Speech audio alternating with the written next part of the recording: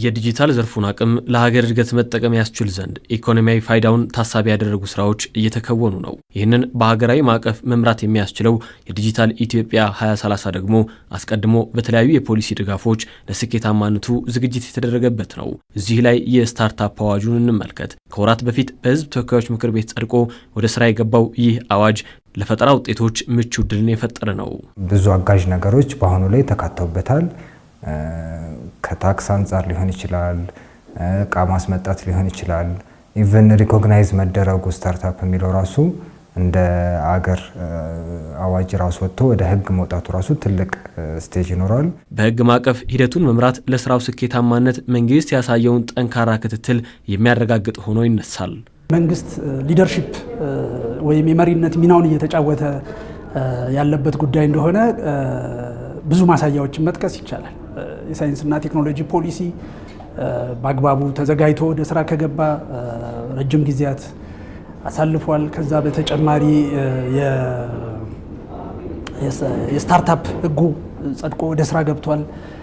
እንደገና ዲጂታል 2030 የዲጂታል 2030 ስትራቴጂ ጸድቆ ወደ ስራ ገብቷል። እነዚህ ነገሮች እየተዳመሩ መንግስት የመሪነት ሚናውን እየተጫወተ በሚመጣበት ጊዜ ሌሎች አክተሮችም የየበኩላቸውን ሚና ሲጫወቱ ትርጉም ያለው ኢኮኖሚያዊ ለውጥን ማረጋገጥ ይቻላል። መጪውን ለማቅናት ያለመች ሀገር ሀሳብ በቀላሉ መሸጥ እንዲቻል የከፈተችውን ምህዳር የሚያሳይ አዋጅ ሆኖም ተነስቷል።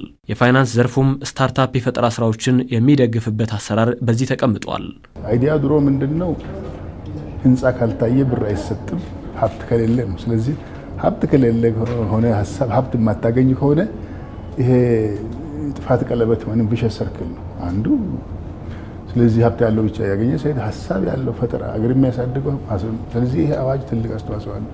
ይሄ አሁን ላይ ተግባራዊ ውጤት እያመጣ ስለመሆኑ የሚጠቅሰው የኢኖቬሽንና ቴክኖሎጂ ሚኒስቴር ስታርታፖች ከዚህ በፊት የነበራቸው መጠሪያ ዋጋውም እያደገ መምጣቱን ያመላክታል። ይህም በአዋጁ እየታገዘ ዘርፉን የለውጥ ማዕከል ለማድረግ ያለመ ነው። እድገትና ለውጥ እናያለን። ቀድሞ በመቶ ሺዎች የሚቆጠር የካፒታል አቅም ያላቸው ስታርታፖችን እናይ ነበረ። አሁን በሚሊዮኖች በሚሊዮን ዶላር ቫሉዌሽን ያላቸውን ስታርታፖች የምናይበት ምዕራፍ ላይ ደርሰናል።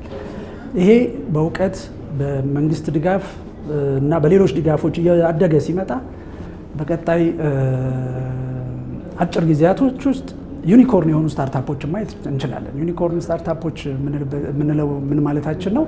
የ1 ሚሊዮን ዶላር ቫሉዌሽን ያላቸው ስታርታፖች በሀገራችን የመፈጠር እድል ይኖራቸዋል። ከፍተኛ የትምህርት ተቋማትም በስታርታፕ አዋጁ የመጣውን እድል በመጠቀም አሁናዊውን የዓለም ሁኔታ ታሳቢ ያደረጉ የምርምር ስራዎችን እያመጡ ነው። በሌላው ዓለም ተሞክሮ የሚታየውን ግዙፍ ስታርታፖች የፈጠሩትን አቅም በኢትዮጵያም የልማት መንገድ እንዲሆን ትኩረት ተሰጥቶታል። ከዚህ ቀደም ተዘንግቶ የቆየው ነገር ትምህርት ለሰው ህይወት ለውጥ ለግለሰብ ብቻ ሳይሆን ለአገር ለኢኮኖሚ ተዋካሪ፣ በተለይ ትናንሽ ፈጠራዎች ይሰራሉ። ግን ዓለሞች የተለወጡት በብዛት ከዩኒቨርሲቲዎች በመጡ የምርምር ውድ ሀሳቦች ናቸው። ዛሬ ዓለምን ትልቅ ቫልዩ ያላቸው ስትመለከቱ ከዩኒቨርሲቲ የመነጩ ናቸው። ጉግልም ፌስቡክም የፈለጋችሁትን በሉት ዩኒቨርሲቲ ውስጥ የነበሩ ናቸው። የአፍሪካን የሚያክል ጂዲፒ የሚያክል አንድ ድርጅት ያለው ከዚህ የተነሳ ነው። እና ኢትዮጵያ ወደፊት ተፎካካሪ መሆን ካለባት የፈጠራ ሀሳቦችን ወደ ገበያ ማስገባት ነው። ለኢትዮጵያ ብቻ ሳይሆን ለዓለምም። ስታርታፖች በተለያዩ ምዕራፎች ተከፍለው ለሀገር ውስጥ አቅምና ከውጭ ለሚገኝ ምንዛሬ አጋዥ እንዲሆኑ እየተሰራ እንደሚገኝም ሰምተናል። እድገት ደረጃ ላይ በምናይበት ጊዜ የተለያዩ ምዕራፎች አሉት። በመጀመሪያው ስታርታፕ ምዕራፍ ላይ አሁን በዩኒቨርሲቲዎች ውስጥ የምናያቸው ጀማሪ የሆኑ ስታርታፖች የሚበለጽጉበት ነው። እነዚህ ጀማሪ ስታርታፖች ወጥተው የተለያየ ድጋፍ እያገኙ ወደ ቀጣይ ምዕራፍ ሲያድጉ ከዛ ደግሞ ዓለም አቀፍ ተወዳዳሪ የሆኑ ሲመጡ ከፍተኛ የሆነ የውጭ ምንዛሪን ወደ አገር ውስጥ የመሳብ እድል አላቸው። ቬንቸር ካፒታሊስቶች እንደነዚህ ያሉ ትልልቅ እውቀቶች ያሏቸውን ስታርታፕ ፋውንደሮች በሚያገኙበት ጊዜ ገንዘቦቻቸውን ኢንቨስት ያደርጋሉ። ኢን አዲሽን ቱ ዛት የስታርታፕ ፋውንደሮቹ ፕሮዳክቶቻቸውን ወደ ውጭ በመሸጥና አገልግሎታቸውን ወደ ውጭ በመሸጥ ከፍተኛ የሆነ የውጭ ምንዛሪ ማግኘት ምቹ ሁኔታን ይፈጥራሉ። ስለዚህ ዓለም አቀፍ ስነ ምህዳሩ እንደዚህ ያሉ ነገሮችን ለመጠቀም ምቹ ነው። የስታርታፖችን አቅም ማሳደግ ከአልሚዎች ባሻገር ለሀገር ጠቅላላ ምርት ትልቅ ድርሻ እንደሚኖረውም ተመላክቷል።